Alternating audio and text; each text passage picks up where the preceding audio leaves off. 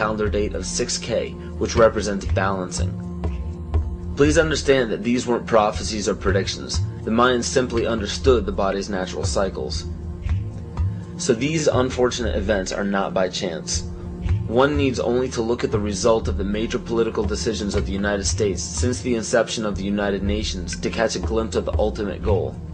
Every major war, assassination, terrorist attack, or security weakness exposed has two specific common themes. 1. The unfortunate event makes worldwide news and scares or angers the public. And 2. The result, no matter what, is always the expansion of government and the destruction of constitutional freedoms.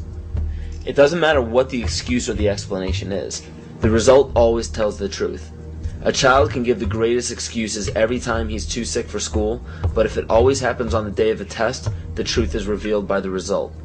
The major media outlets can give every explanation in the book as to why war is declared, assassinations happen, and terrorist events take place, but if they all end up in the expansion of government and the destruction of constitutional freedoms, the truth is revealed by the result. And because the vast majority of the public are completely ignorant of natural biological cycles of man, it is increasingly difficult for them to accept that these events are by no means an accident.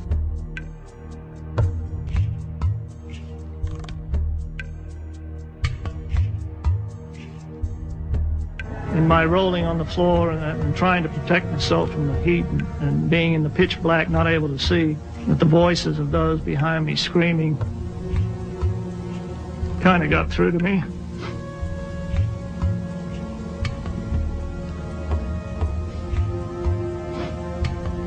I recognized who they were. Could identify the voices. Are they just coming to kill me? No. No.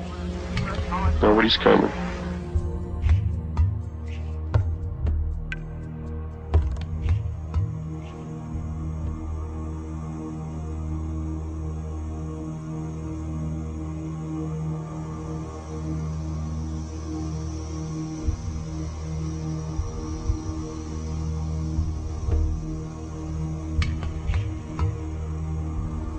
Was a statement reportedly made by Attorney General Janet Reno during an interview on 60 Minutes. She allegedly defined a cultist as one who has a strong belief in the Bible and the second coming of Christ, who frequently attends Bible studies, who has a high level of financial giving to a Christian cause, who homeschools their children, who has accumulated survival foods, and has a strong belief in the Second Amendment, and who distrusts government.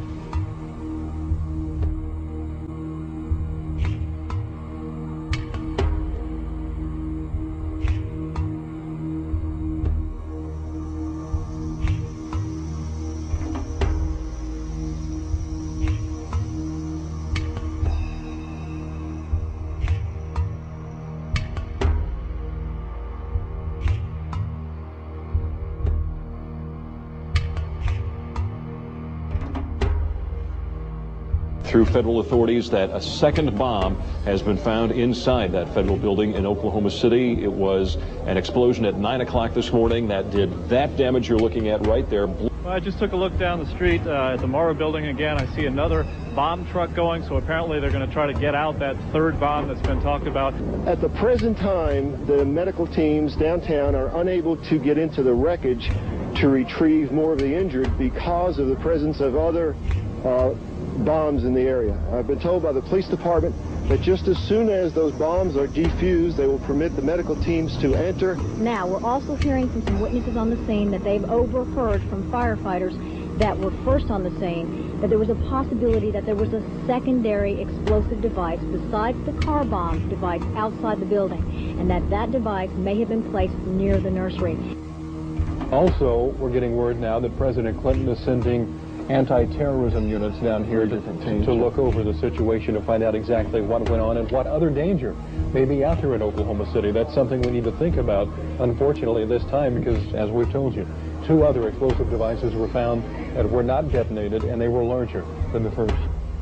The reports I have is that one device was was deactivated. Apparently there's another device, and obviously whatever did the damage to the Murrah building was a tremendous, very sophisticated explosive device. So President Clinton just called Frank Keating, Governor Frank Keating, and he says that 3 FBI anti-terrorist teams are en route to Oklahoma City. Right now they are saying that this is the work of a sophisticated group. This is a very sophisticated device, and it has to have been done by an explosives expert, obviously with this type of explosion. Now, the Justice Department is reporting that a second explosive device has been found in the AP Murrah building in downtown Oklahoma City. We should find out an awful lot when the bombs are taken apart. I think it was a great stroke of luck. As you're mentioning, it's hard to talk about luck on a day like today in Oklahoma City, but it was a great stroke of luck that we actually have got diffused bombs. It's through the bomb material that we will be able to track down who committed this atrocity. First bomb that was in the federal building did go off. It did the damage that you see right there. The second explosive was found and diffused. The third explosive that was found, and they are working on right now as we speak, I understand, both the second and third explosives, if you can imagine this, were larger than the first.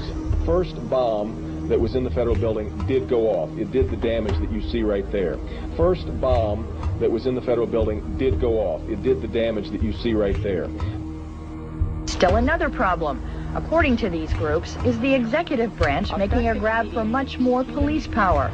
Some of it highly questionable in the aftermath of the Oklahoma City bombing. It shouldn't be the case that Americans have to worry that their phone could be tapped. It shouldn't be the case that Americans have to worry that their credit records could be made accessible by the FBI without them being involved in any criminal activity. The first draft of the House anti-terrorism bill was so loose it could let authorities define as an act of terrorism, prosecutable by the federal government, everything from threatening your spouse with a gun to blocking an abortion clinic. While the anti-terrorism bills ask for sweeping new powers, the ACLU and others also worry about numerous executive orders that the public knows little about. These orders could give the president, federal agencies, and the military near dictatorial powers.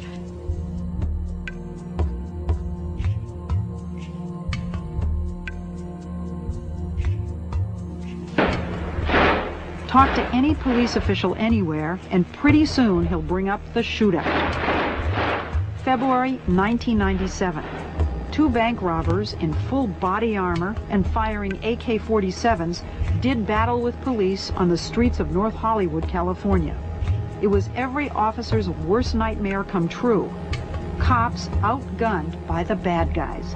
The one weapon that we've identified could go through a bulletproof vest at 200 yards. After the LA shootout, requests for surplus machine guns increased dramatically. The Los Angeles Police Department alone got 600 M16s from surplus. Nationwide, the number given away more than doubled this year. And many departments decided to issue them to regular patrol officers on daily duty, all because of one shootout in one city.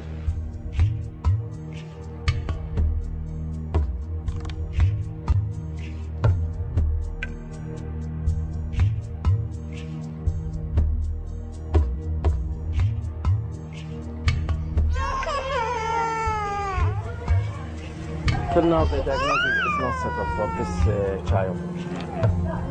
We complain from prolonged fever and big wasting.